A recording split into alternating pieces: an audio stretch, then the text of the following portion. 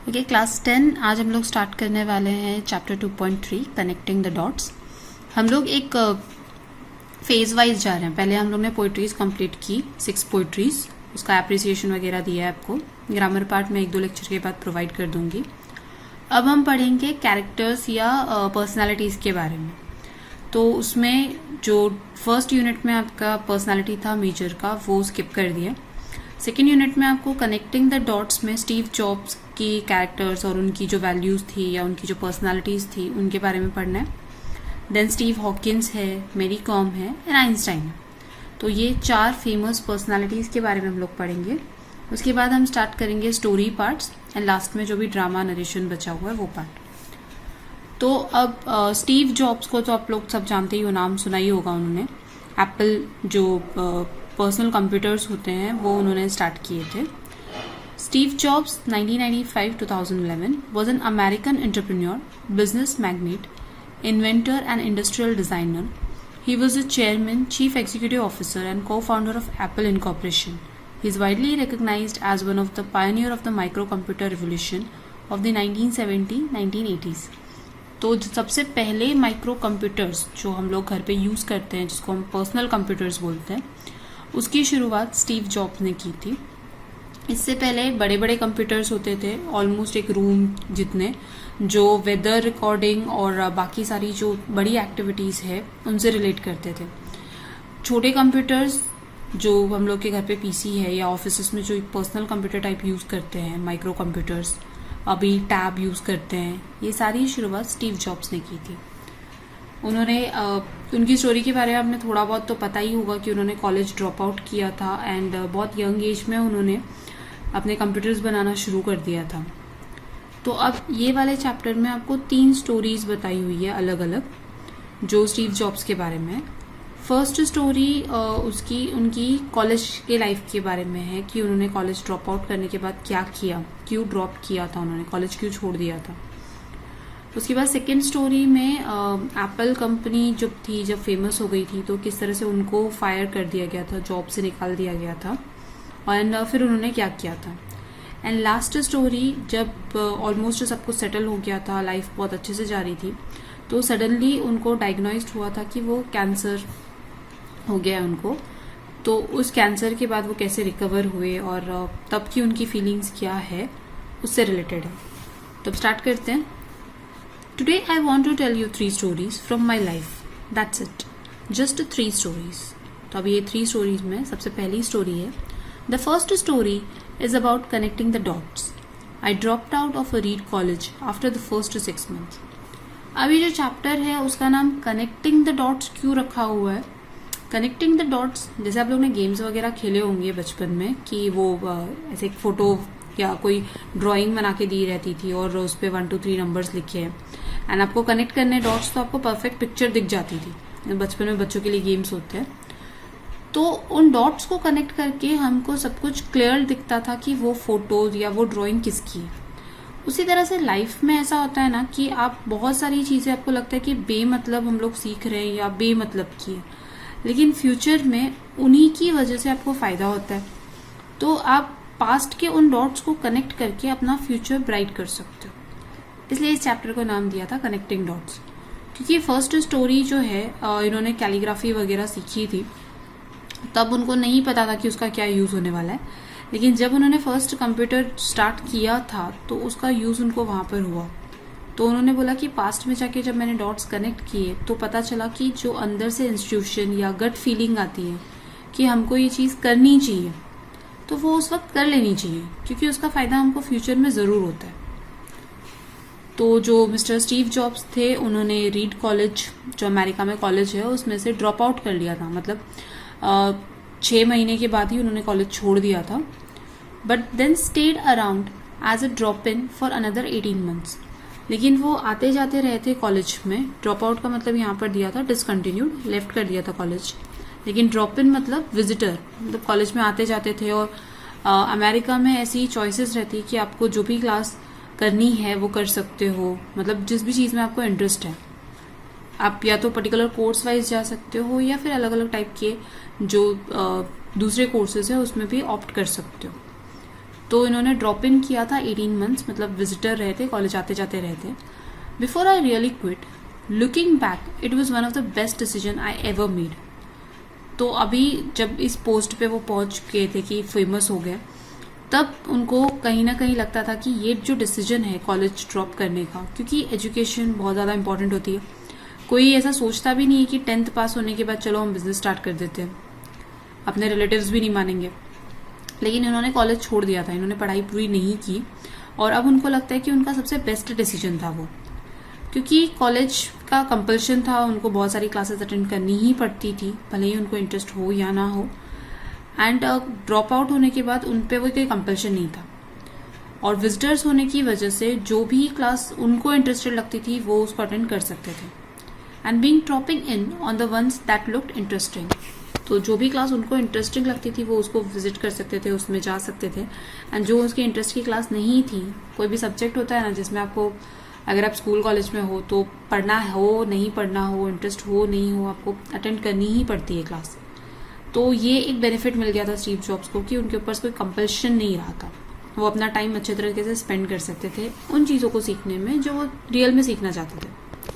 I didn't have a dorm room, so I slept on the floors in a friend's room. I returned Coke bottles for the 5 cent deposit to buy food with. तो अब इनकी college छोड़ दिया था इन्होंने, और college के visitors रहने के लिए अब उनको वहाँ पर रूम्स वगैरह तो मिलते नहीं है, क्योंकि स्टूडेंट्स को ही मिलते थे और ये स्टूडेंट नहीं थे, तो इनके पास एज सच कोई हॉस्टल या रूम नहीं था. तो ये अपने फ्रेंड के रूम में फ्लोर पे नीचे सोते थे.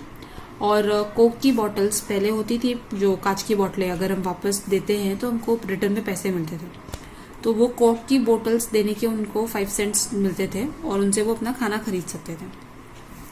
I would walk 7 miles across town every Sunday night to get 1 good meal a week at a Hare Krishna temple. और वहाँ पर एक हरे कृष्णा हिंदू टेम्पल था जहाँ पर ये खाना मिलता था हर संडे रात को.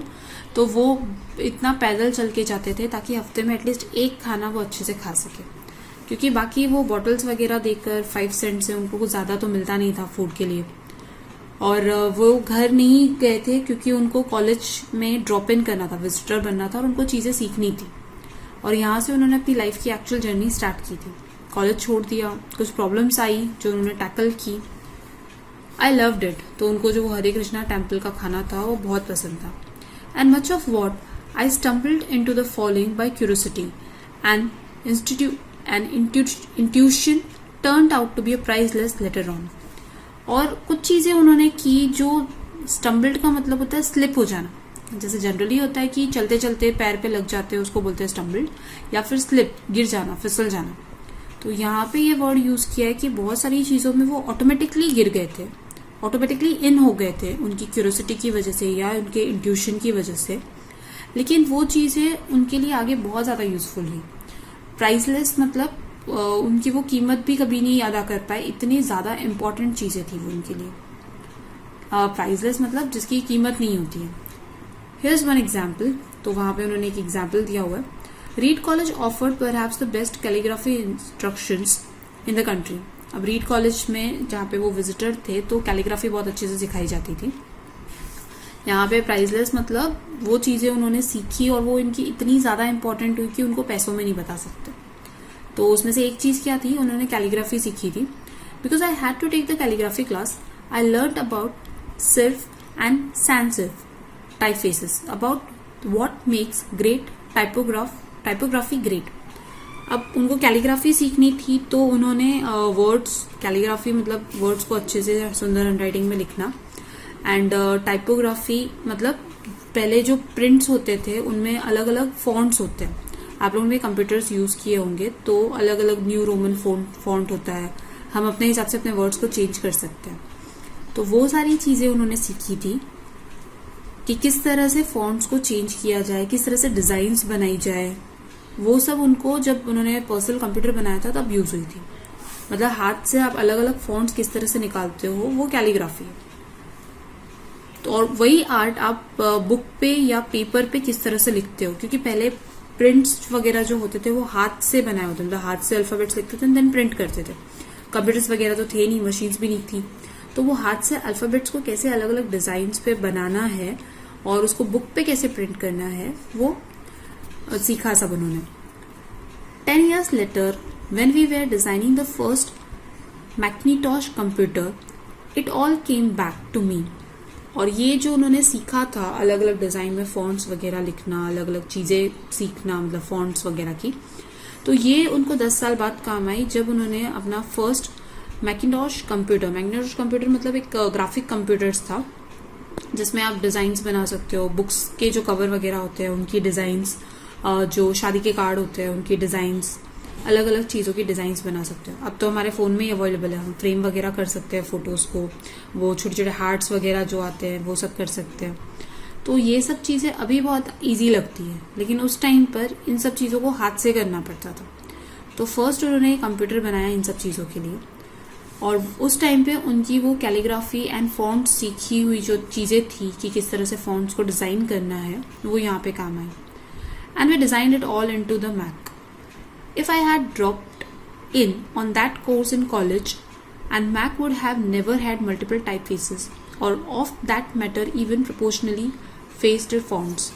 तो अगर उन्होंने वो कैलीग्राफी की क्लास नहीं ली होती, ड्रॉप्ड इन नहीं किया होता, तो उनको अलग अलग टाइप के फॉन्ट्स के बारे में नहीं पता होता, किस तरह से फॉन्ट्स को बुक में अरेंज करना है वो नहीं पता होता, और जो उन्होंने फर्स्ट कंप्यूटर बनाया था जो स्पेशली डिज़ाइंस बनाने के लिए था, वो चीज़ें नहीं हो पाती। And since Windows just copied Mac, it's likely no personal computer would have them.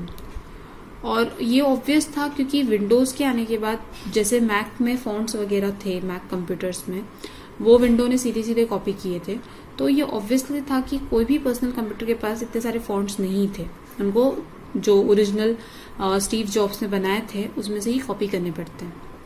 Of course, it was impossible to connect the dots looking forward when I was in college.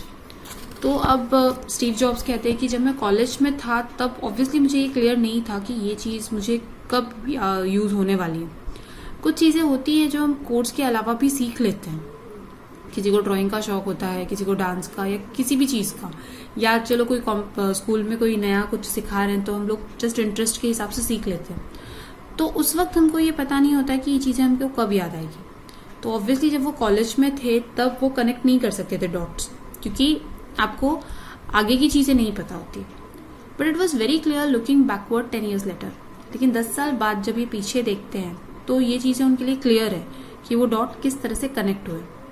कुछ इंसिडेंट्स होते हैं, कुछ चीज़ें होती है जो हमारे future से रिलेट करते हैं। You can't connect the dot looking forward, you can only collect them looking backward. तो स्टीव जॉब्स के हिसाब से आप आगे देखकर डॉट्स को कभी कनेक्ट नहीं कर सकते। आप ये नहीं बोल सकते कि मैंने ये चीज़ सीखी है तो आगे यहाँ काम आएगी। You can only connect them looking backward. आपको जब वो काम आती है तब आप पीछे देखकर बोल सकते हो कि हाँ ये मैंने चीज़ सीखी थी तो ये आज आप काम आई है। तो आप डॉट्स को बैकवर्ड देखकर ही कनेक्ट कर सकते हो। So you have to trust what the dots will somehow connect in your future. तो आप जो भी अभी कर रहे हो, जो भी आपके अंदर से फीलिंग आ रही है, गट फीलिंग या इंट्यूशन या कुछ भी, वो चीज़ें आपको ट्रस्ट करनी पड़ेगी कि ये डॉट्स कहीं ना कहीं जाकर आगे लाइफ में कनेक्ट होंगी। You have to trust in some things, your gut, destiny, life, karma, whatever. This approach has never let me down and it had made all the differences in my life. तो ये जो feeling थी उनकी, कभी भी उनको ये नहीं लगा कि ये चीज़ यार वेस्ट में सीख रहा हूँ। उनको अंदर से लगता था कि ये मुझे करना है। गट फीलिंग, डेस्टिनी, कर्मा, जो भी हम काम करते हैं आगे जाके कहीं ना कहीं उसको उस चीज़ें रिलेट होती ही है। तो आपको उस टाइम पर यकीन करना पड़ेगा जब हम कर रहे होते हैं, क्योंकि जब हम कर रहे होते हैं तब हमको नहीं पता कि ये चीज़ें कहाँ पर हमको क्या यूजफुल होने वाली है। अब इनकी सेकेंड स्टोरी है। My second story is about love and loss. I found what I loved to do early in life. इनको इंजीनियरिंग, कंप्यूटर, सॉफ्टवेयर बनाना बहुत पसंद था, तो इन्होंने बहुत जल्दी ये सब चीज़ें चालू कर दी थी और उनको बहुत जल्दी अचीवमेंट भी मिल गई थी। तो अब ये सेकेंड स्टोरी है उनके लव के बारे में कि उनकी शादी किससे हुई थी, एंड लॉस कि उनको वो अचीवमेंट मिली और उसके बाद क्या हुआ था। स्टीव वॉज़निक। अगर आपने स्टीव जॉब्स की स्टोरी पढ़ी होगी तो ये उनके फ्रेंड थे जिनको शॉर्ट में वॉज बोलते हैं, और इनके साथ ही मिलकर उन्होंने फर्स्ट माइक्रोसॉफ्ट कंप्यूटर डिज़ाइन किया था और बनाया था। And I started in Apple when I was 20. In the 10 years, Apple had grown from just the two of us in the garage into a $2 million company, and then I got fired. It was devastating. तो अब इन्होंने जब Apple company शुरू की थी, तो जब ये और ये अपने इनके दोस्त ही थे और गैरेज था इनके पास, मतलब इनके दोस्त का गैरेज था, वहां पे ये लोग काम करते थे कंप्यूटर्स बनाने का। और 10 साल के अंदर इन्होंने इतनी बड़ी कंपनी बना ली कि सिर्फ 2 आदमियों से बढ़कर वो $2 मिलियन कंपनी बन गई, बिलियन। लेकिन उसके बाद क्या हुआ, इनको जॉब से निकाल दिया गया। अब आप सोचोगे कि ये तो ओनर थे, इनको जॉब से कैसे निकाला? तो कंपनी जो होती है ना, वो शेयर होल्डर्स की होती है। जैसे अगर मैंने कोई कंपनी स्टार्ट की तो मुझे पैसे चाहिए, मैं काम बहुत अच्छे से कर सकती हूँ बट मेरे पास पैसे नहीं है। तो पैसों के लिए मेरे पास ऑप्शन था कि या तो मैं लोन ले सकती हूँ या फिर मैं लोगों को बोलूंगी कि आप मेरी कंपनी में इन्वेस्ट करो, मुझे प्रॉफिट होगा, मैं आपको रिटर्न में पैसे भी दे दूंगी, मतलब शेयर मार्केट रिटर्न में डिविडेंड या प्रॉफिट दे देंगे। तो स्टीव जॉब्स की भी कंपनी इसी तरह से थी। उनको शेयर होल्डर्स जो इन्वेस्टर्स थे उन्होंने पैसे दिए थे ये सब काम करने के लिए, और वो अपना काम करते थे और सेल को इंक्रीज करते थे, मतलब ज्यादा से ज्यादा कंप्यूटर्स बेचने की कोशिश करते थे। लेकिन बिजनेस के लिए जो माइंड चाहिए रहता है, आप काम बहुत अच्छे से कर सकते हो लेकिन बिजनेस को मैनेज करने के लिए एक अलग टाइप का माइंड चाहिए कि कहाँ से कैसे सेल इंक्रीज करनी है, कहाँ से मार्केटिंग करनी है, एडवर्टाइजमेंट कैसे करना है। तो वो सारी चीजें स्टीव जॉब्स को ज्यादा नहीं आती थी। तो उन्होंने और उनके शेयर होल्डर्स ने एक लंबी चौड़ी स्टोरी है कि सीईओ वगैरह अपॉइंट किया था, वो मैनेज करता था। लेकिन फिर सीईओ और शेयर होल्डर्स को लगने लगा था कि स्टीव जॉब्स जो है वो लोगों की फीलिंग्स की परवाह नहीं करते हैं और कुछ रूड बिहेवियर टाइप है, एंड कुछ प्रॉब्लम्स हुई थी उनके काम के तरीकों को लेकर। तो उनको उस कंपनी से निकाल दिया गया था। वो कंपनी शेयर होल्डर्स की हो गई थी और सीईओ की हो गई थी। तो उनके लिए बहुत शॉकिंग था क्योंकि कंपनी की शुरुआत उन्होंने की थी, तो ये उनकी जॉब जा चुकी थी और बहुत शॉक लगा था उनको, बहुत डिस्टर्ब हो गए थे। But something slowly begin to dawn on me. I still loved what I did and so I decided to start over. लेकिन कुछ था जो उनके दिमाग में क्लियर होना शुरू हुआ था।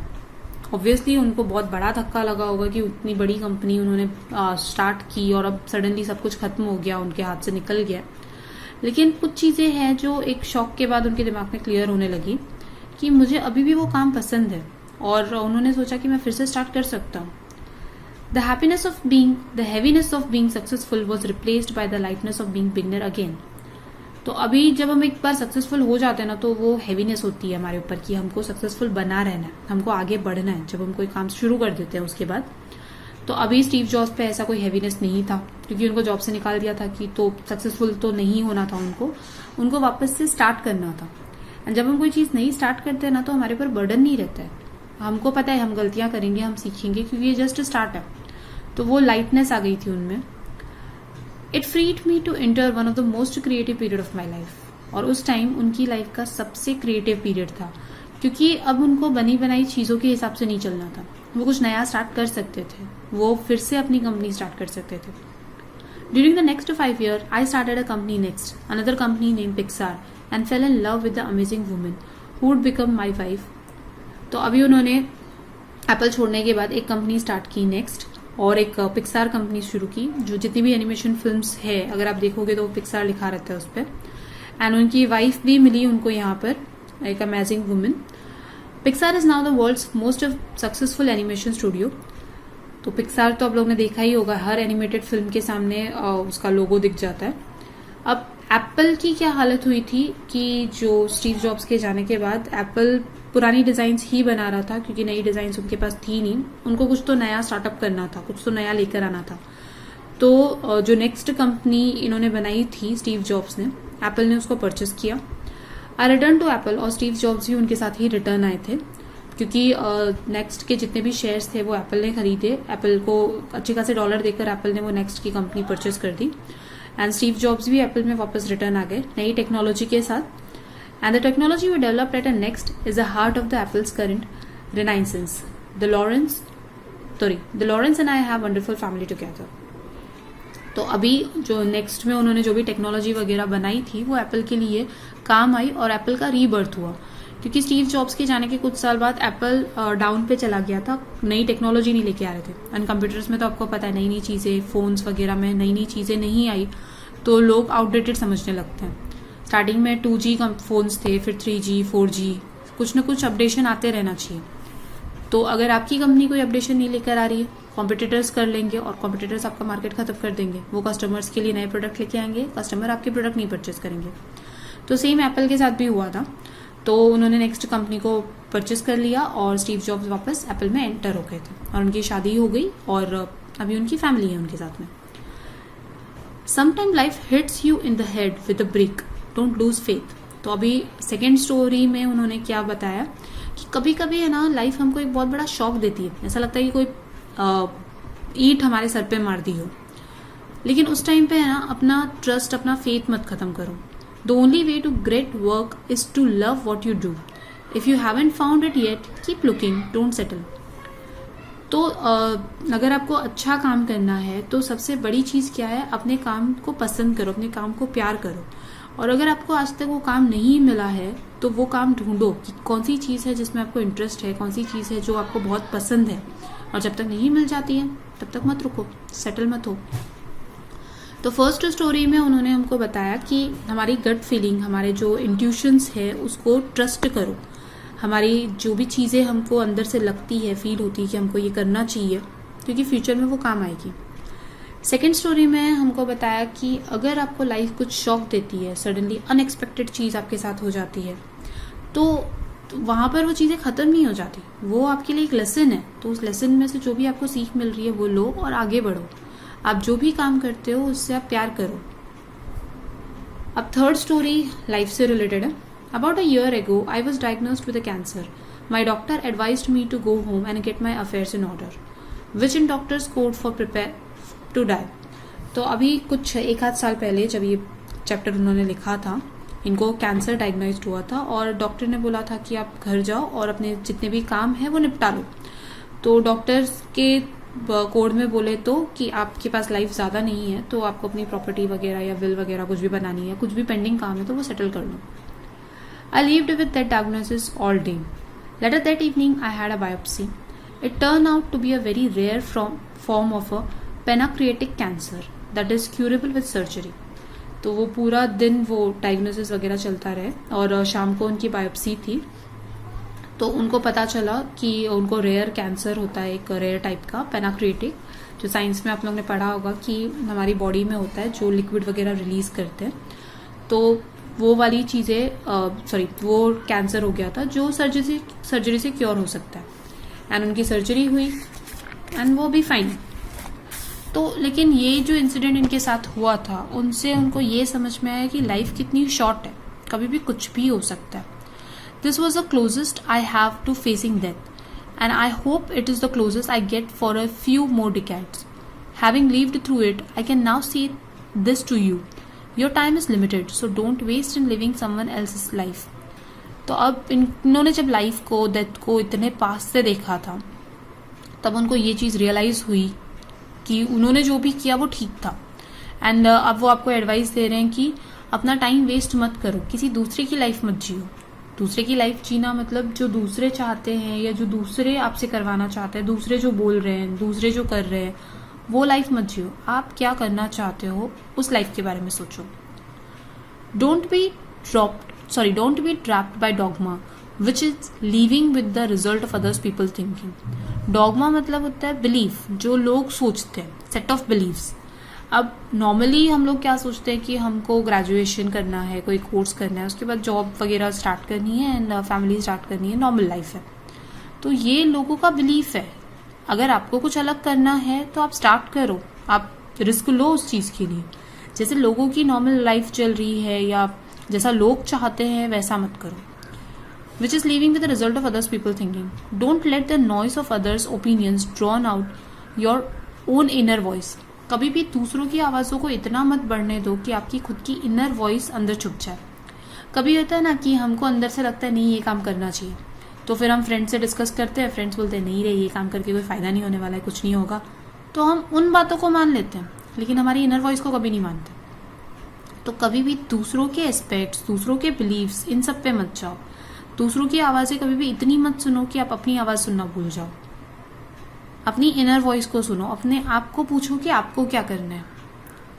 अभी के लिए आप लोगों के लिए थोड़ा सा हायर लेवल का हो जाएगा, क्योंकि हम जब स्कूल्स वगैरह पास आउट कर लेते हैं तो हम लोग, नहीं आपके लिए भी होगा ही नेक्स्ट ईयर में, 10th के बाद आप लोगों को अगर अच्छे परसेंटेज आ गए तो मोस्टली पेरेंट्स एंड फ्रेंड्स बोलते हैं कि साइंस लेना है, एंड नहीं तो फ्रेंड्स साइंस ले रहे हैं इसलिए हम लोग ने भी साइंस ले लिया या कॉमर्स या आर्ट ले लिया। तो ये होता है डॉगमा, वो कर रहा है इसलिए हम भी कर रहे हैं, वैसा नहीं। आप क्या चाहते हो?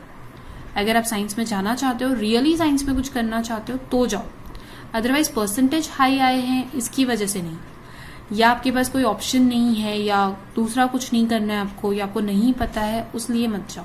आप सोचो कि आपको साइंस कॉमर्स आर्ट्स में कहाँ जाना है, आगे क्या करना है, उसके हिसाब से डिसाइड करो।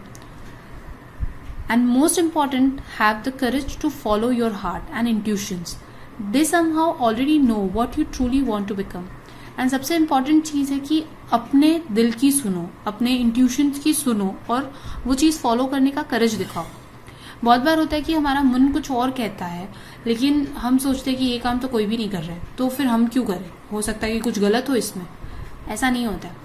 हम अगर अपने इंट्यूशन जो होते हैं ना, अपनी गट फीलिंग जो होती है ना, वो ऑलरेडी जानती है कि हमको क्या चाहिए और वो हमको अंदर से बताती है, हम ही उसको इग्नोर करने की कोशिश करते हैं।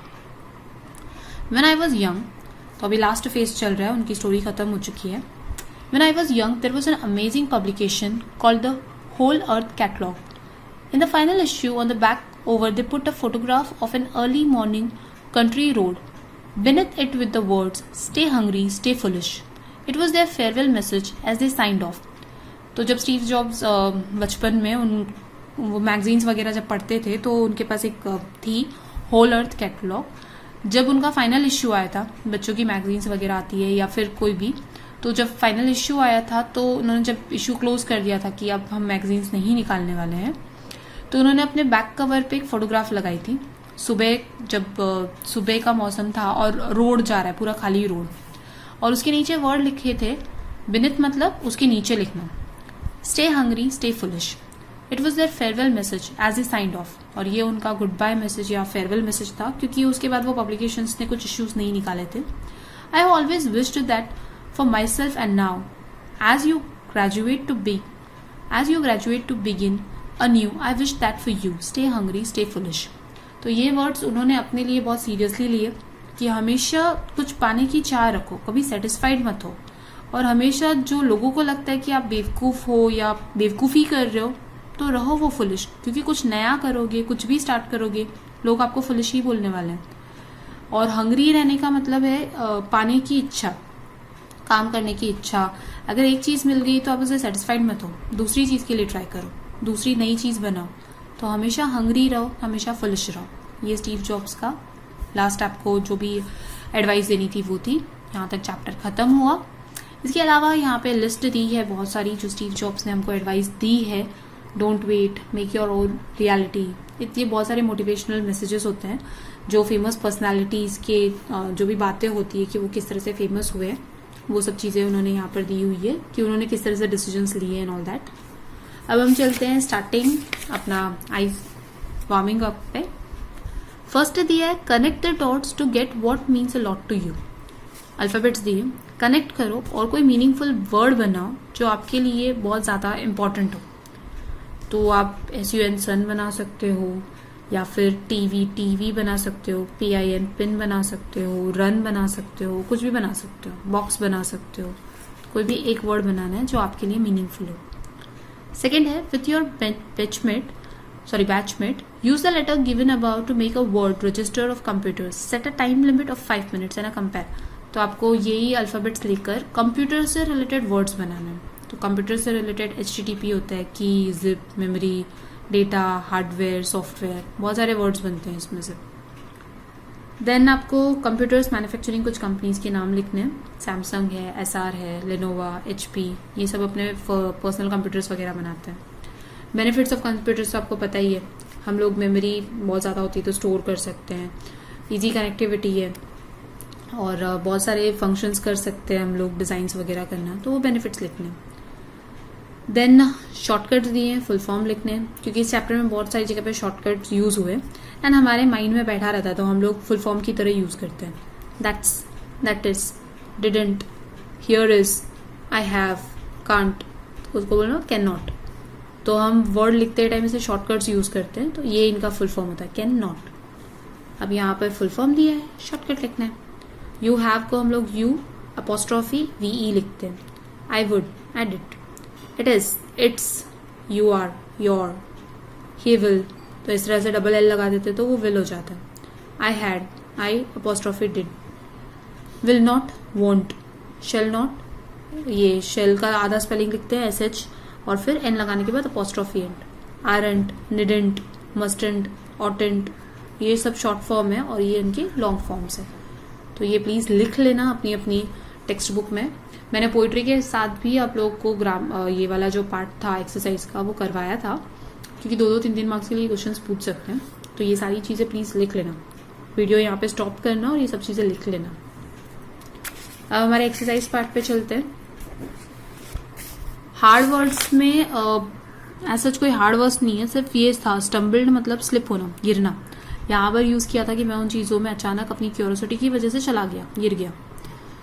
सेफ, सेंसिव और टाइपोग्राफी एक टाइप के फॉन्ट्स वगैरह होते हैं जो प्रिपेयर करते हैं, बुक्स वगैरह बनाते टाइम पे यूज होते थे। देन बाकी सबके मीनिंग्स दिए हुए हैं। फेजेस बहुत ज्यादा, इसमें आइडियोजम बहुत ज्यादा यूज किए हुए, कहावतें जो हिंदी में हम लोग बोलते हैं, तो वो सब चीजें जो है वो सब प्लीज लिख लेना, आगे एक्सरसाइज में भी है अभी। रीअरेंज, सबसे पहले तो ड्रॉप आउट किया था उन्होंने कॉलेज से, देन उन्होंने लर्न किया serif and sans serif, then third उन्होंने किया था स्टार्टेड नेक्स्ट, फोर्थ उन्होंने किया था return to Apple incorporation, fifth Laurence Job से married with Laurence, sixth Job को diagnosed with cancer and seventh Jobs underwent surgery. अब जब उन्होंने कैंसर डिटेक्ट हुआ था तो उसका फ्लो चार्ट कंप्लीट करना है। कैंसर डिटेक्ट होने के बाद एडवाइस दिया डॉक्टर ने कि आप घर पे चले जाओ और अपने सारे सामान का काम खत्म कर लो। उस इवनिंग में बायोप्सी हुई और उनको पेनाक्रिएटिक कैंसर डिटेक्ट हुआ, सर्जरी हुई, क्योर हो गए। इसके बाद उन्होंने बात की थी द होल अर्थ कैटलॉग वाली पब्लिशर बुक की, मैगजीन की। उसके फाइनल इश्यू में एक फोटोग्राफ था अर्ली मॉर्निंग रोड और उसके नीचे beneath the two words stay hungry stay foolish. तो ये पूरा फ्लो चार्ट हमने कंप्लीट किया। Then match up. डायग्नोसिस का मतलब होता है act of identifying the nature of problem और इलनेस, फाइंड करना किसी चीज के बारे में। डिवास्टेटिंग मतलब कॉजिंग अ ग्रेट डिस्ट्रक्शन, बहुत ज्यादा डिस्टर्ब हो जाना। इंट्यूशन मीन्स होता है पावर ऑफ अंडरस्टैंडिंग सिचुएशन और पीपल्स फीलिंग बिफोर हैंड। अंदर से ऐसा लगता है कि कुछ चीज होने से पहले इंट्यूशन आता है कि ये चीज होने वाली है, उसके बारे में सोचना समझना। कैलीग्राफी मतलब beautiful hand writing done with a special pain of destiny, बोलते हैं ना हम लोग की किस्मत। तो हम लोग सोचते हैं कि किस्मत जैसी कोई चीज होती है जो सब चीज को कंट्रोल करती है। Catalogue complete list of items specially in a special order and description. Catalogues होते हैं जैसे अपना मेन्यू कार्ड वगैरह होता है, एक लाइन वाइज कैटलॉग में लाइन वाइज लिखते हैं हम लोग, उसमें पूरा डिस्क्रिप्शन लिखते हैं कि प्राइस कितनी है उस सामान की वगैरह। अब स्टीव जॉब्स थे क्यूरियोसिटी थी उनमें, करेज था, सेल्फ कॉन्फिडेंस थे, love his work, willingness to learn, नई नई चीजें सीखना चाहते थे, इंट्यूशंस थे उसमें बहुत सारे। इन्होंने जो 3 स्टोरीज बताई थी, फर्स्ट थी college days, then starting Apple and then last story थी डेथ के बारे में। सेटबैक मतलब उस टाइम पे प्रॉब्लम क्या हुई थी, नो बोर्डिंग, कुछ जगह नहीं थी उनके पास, no dorm room. Second story में उनको एप्पल से निकाल दिया गया था, fired from job. And third story में डायग्नोस्ड विद कैंसर। रिएक्शन क्या था उनका, मैनेज विद फ्रेंड, जब उनके पास कोई रहने की जगह नहीं थी तो उन्होंने फ्रेंड्स के साथ मैनेज किया, टेम्पल्स वगैरह में से खाना खाया। जब उनको जॉब से निकाला था तो उन्होंने नेक्स्ट कंपनी स्टार्ट की। एंड जब थर्ड स्टोरी में उनको डायग्नोस्ड हुआ था तो उन्होंने सर्जरी करवाई।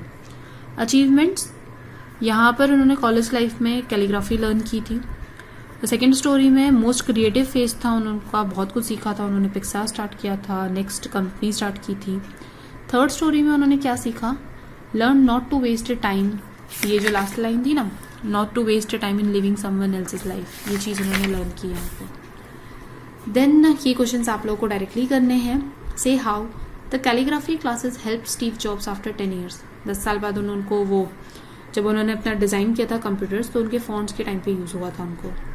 You can connect dots looking backward, jobs reacted later on after the shocking being fired from Apple, उनका रिएक्शन कैसा था कि अभी मैं बिगनर की तरह स्टार्ट कर सकता हूँ, मैं चीज़ों को अभी भी पसंद करता हूँ, मैं जो चाहता हूँ, मैं जो करना चाहता हूँ। तो उन्होंने नेक्स्ट कंपनी स्टार्ट की। Job was cured of the rare cancer, surgery की वजह से। Jobs acquired the famous word stay hungry stay foolish. कहाँ से अक्वायर्ड किए थे उन्होंने? वो लास्ट जो पब्लिकेशन आया था बुक का, उसमें से। Beside those given in the end of the talk by Steve Jobs, pick out the other pieces of advice the Jobs given in his speech. तो ये तो आपको गूगल से सर्च करना पड़ेगा कि स्टीव जॉब्स की और क्या क्या एडवाइस थी। ये आइडियोज़म या फ्रेजेस बोलते हैं, कहावतें। तो इन कहावतों का अपने ओन वर्ड्स में बनाना है, आपको ओन सेंटेंस बनाना है, जैसे हम हिंदी में बनाते हैं ना। तो ये वाली चीज़ आप लोग मेरे को होमवर्क में भेजोगे, एंड आज ही आ जानी चाहिए, क्योंकि मैं नेक्स्ट लेक्चर में भी पूछने वाली हूँ। ये सब बाकी लिख लेना, बुक में से ही कॉपी करना है, और बाकी का ये सब प्लीज नोटबुक या इसी टेक्स्ट बुक में क्लियरली लिख लेना चीजें। देन आते हैं हम लोग जो फेजेस है उनको कहाँ पर सेंटेंस में फिट करना है। The wealthy landlord made a will getting his affair in order before could die. तो यहाँ पर आपको आइडियोजियम या फेजेस दिए हुए हैं, आपको यहाँ पर फिट करना है कौन से सेंटेंस में जाएंगे वो। तो लैंडलॉर्ड ने अपनी विल बनाई, क्यों? ताकि वो सारी चीज़ों को प्रॉपर अरेंज कर सकें, मरने से पहले वो सारी काम को कंप्लीट कर सके। Those who aspire for success should always stay hungry to learn more. If you connect the dots, you will realize the crime ultimately leads to poverty. तो अगर आप निशानों को जोड़ते जाओगे, डॉट्स को कनेक्ट करते जाओगे, तो पता चलेगा कि क्राइम जो है किसकी वजह से होता है? पॉवर्टी की वजह से। The siren of the ambulance drowned out all the other traffic noises. Ambulance की साइरन इतनी तेज आवाज कर रहा था कि उसने बाकी सारी आवाजों को दबा दिया। When the father learned about his son's mishap, it drawn out. On reading exactly some essay in both answer sheet, it began to drawn on the examiner that the student has cheated during exam. तो उसको ये चीज clear हो गई कि वो exam में cheat किया था। तो प्लीज यहाँ से ये आइडियोजम्स है, ये यहाँ पर पुट कर देना। देन हमारा ग्रामर पार्ट, आपको टेंसेस तो पता ही होंगे, आपको सिर्फ टेंसेस यहाँ से चूज करके लिखना है। टाइम मतलब पास्ट परफेक्ट फ्यूचर में है, या फिर एस्पेक्ट मतलब सिंपल कंटिन्यूअस परफेक्ट कौन सा वाला में है, या परफेक्ट कंटिन्यूअस में। I slept on the floor, past चल रहा है, सिंपल है। You haven't found it, present है, परफेक्ट है। We were designing the first, past है, और ये कंटिन्यूअस है क्योंकि आईएनजी फॉर्म आया ना इसका। अब यहाँ पर आई हैड पास्ट में गया और परफेक्ट है। आई एम प्रेजेंट है, सिंपल प्रेजेंट है। I have been facing, have been present है, और फेसिंग आईएनजी फॉर्म आया इसलिए कंटिन्यूअस है। I shall be telling, future, और एस्पेक्ट क्या है? सिंपल कंटिन्यूअस है। जहां पर भी आईएनजी फॉर्म आता है वो तो कंटिन्यूअस एस्पेक्ट हो जाता है। एंड टाइम में आपको सिर्फ हैव, वेयर, ये सब सोच के पास्ट, प्रेजेंट, पास्ट और फ्यूचर में लिखना है। ओके, आज का last part, I got fired, future perfect में करना है इसको। I shall be getting fired, life hits you in the head, present perfect continuous, life is hitting you in the head. The dots will somehow connect, the dots had somehow connected, past में ED form होता है। I started a company, present continuous, I am starting a company. My doctor advise to me, my doctor had advise to me. तो ये tenses वगैरह की चीजें और grammar part जब हम स्टार्ट करेंगे तब लिखवा दूंगी।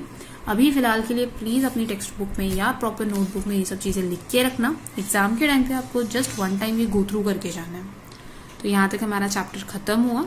नेक्स्ट हम अगला किसी जो पर्सनालिटी है, फेमस पर्सनालिटी, उसके बारे में पढ़ेंगे।